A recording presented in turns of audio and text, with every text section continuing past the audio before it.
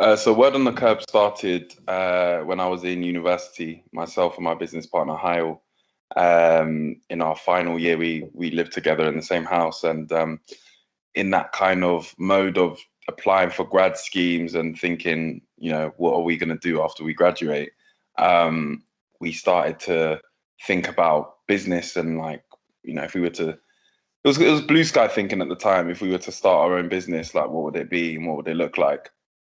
And I guess we had this large group of friends who love to have an opinion and debate and have conversations about like worldly topics. So we questioned why we had never filmed those conversations just to keep as like an archive.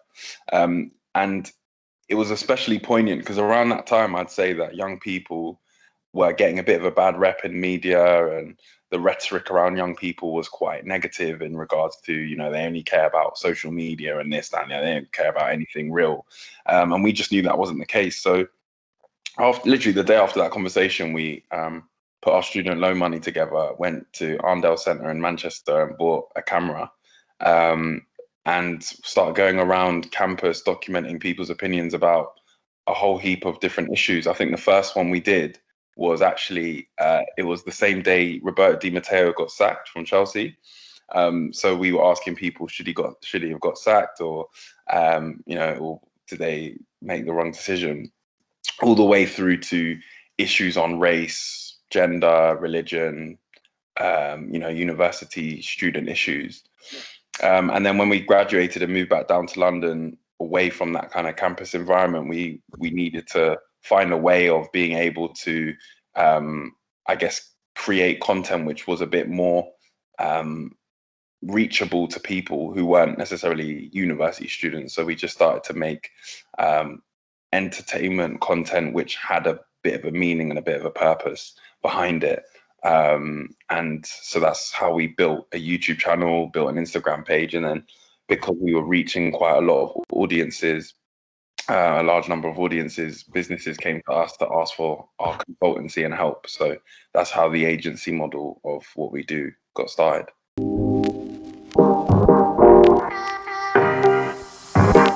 So where we are now, I think the aim of what we're trying to do is to build the UK's largest ethnic minority research and insight panel. Insight has underpinned like what we do from the get-go. We've always been attuned to the fact that, we're going to grow old someday. So like representing young people becomes a bit harder. So we're going to always need to kind of keep relevant and speak to them. But also, having conversations with younger cousins of mine who we'd all be lumped into the same age demographic category of like at the time like 18 to 24, but they were on completely different platforms to me, existed in completely different ways and lived different lives to me. So we always found it important to kind of unpick and unpack the nuance that exists within different audience demographics. So with that insight, we are able to then, probably better guess how well a campaign is going to do, or how well video is going to do, or communications. So that insight has always been really important. So where we are at the moment is, in the UK, and with all that's gone on in 2020, and there seems to be a bit of an awakening of issues that we haven't necessarily addressed in the past, and in the present, we have a landscape where the research and insight industry is massively underrepresented in regards to the people that they speak to and the communities that they speak to. So we're trying to bridge that gap and utilize the community that we've built, largely of ethnic minority consumers in the UK, to be able to diversify that insight and research that is afforded to different brands and businesses that we work with.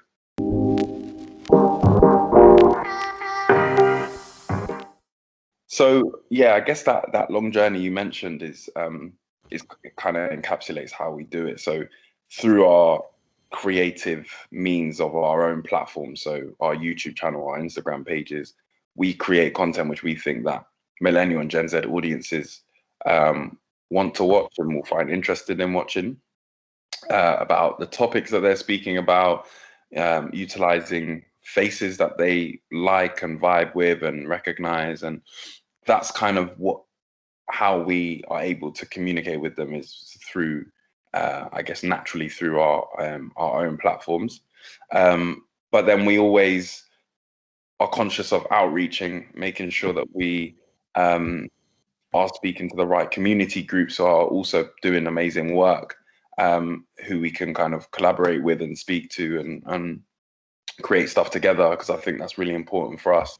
There's loads of existing organizations out there doing great work within youth work or just youth engagement in general. So wherever we have a kind of gap, we want to fill that gap and make sure that we're working with the right people to do that.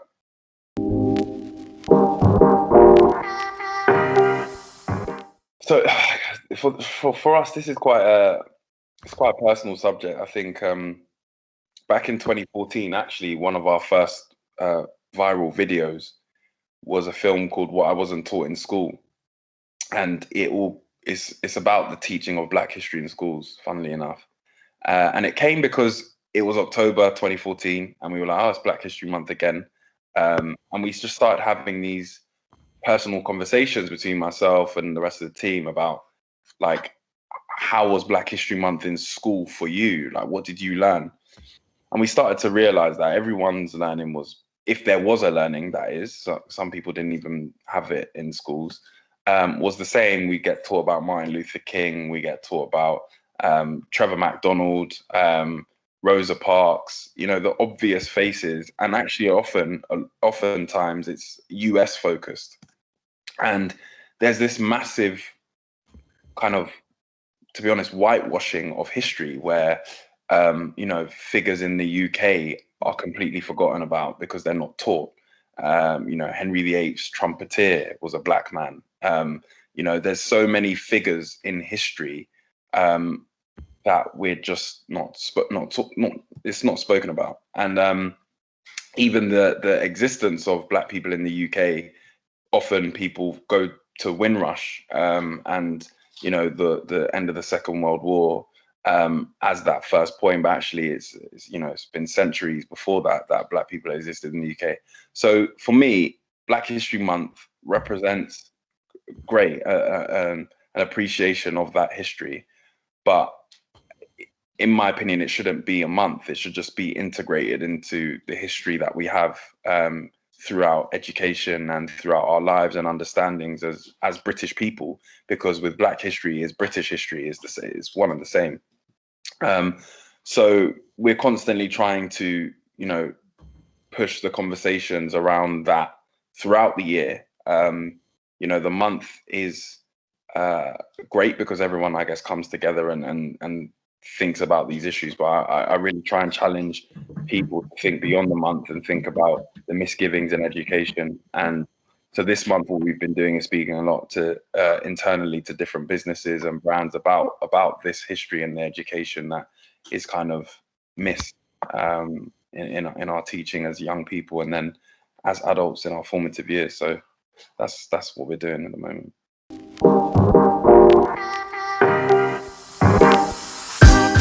So, yeah, representation, inclusion, and diversity are three very different things, which often get lumped together.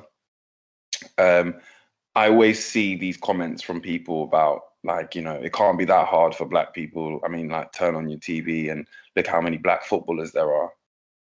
And that's not the point, really, because when you look into then managerial roles or club ownership roles, director of football roles, or moving away from football, technical roles in other places,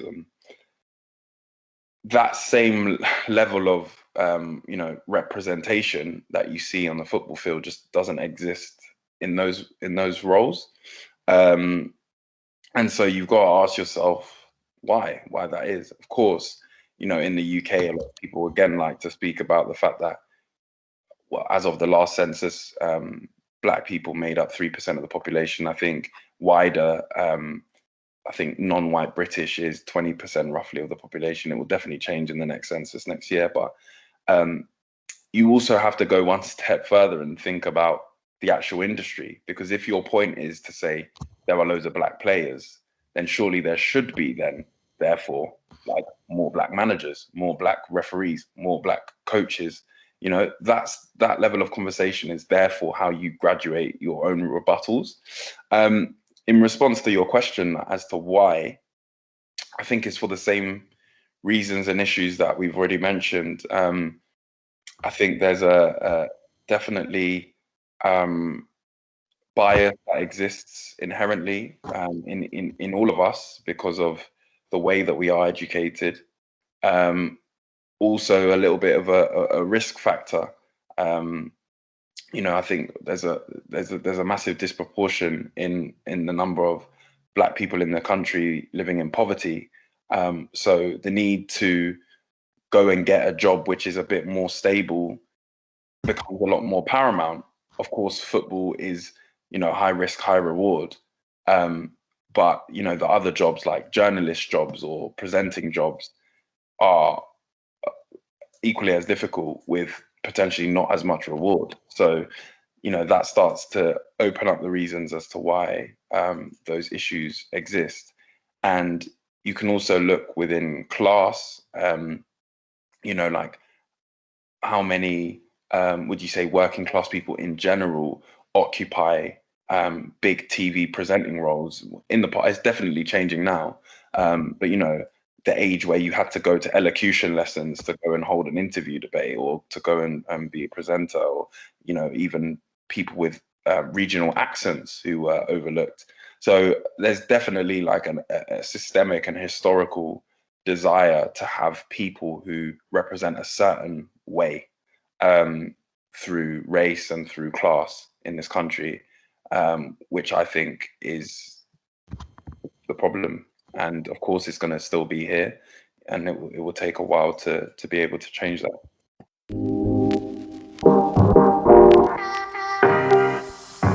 Organizationally, I think inclusion and diversity needs to be massively ingrained into the culture and not just lip service. And it's not to say, you know, employing people of color, full stop, right? It's about the diversity in your supply chain, the partners that you use, the agencies that you use, because they too will have their own diversity and inclusion problems.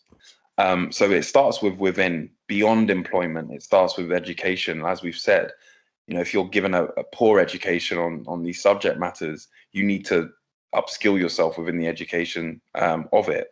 We do all of these days of professional employment development. You know, how much of that is to do with unconscious bias or the history of discrimination? Why don't we upskill ourselves on that first, and then actually truly really understand the area that we're currently operating in? That's what I would say with organizations. I think before you even dare to start to say we need to improve our diversity numbers, understand why, and understand how you're going to do that, not only inside your business and organization or football club or whatever it is, but outside of that with the partners and other kind of supply chain people that you use.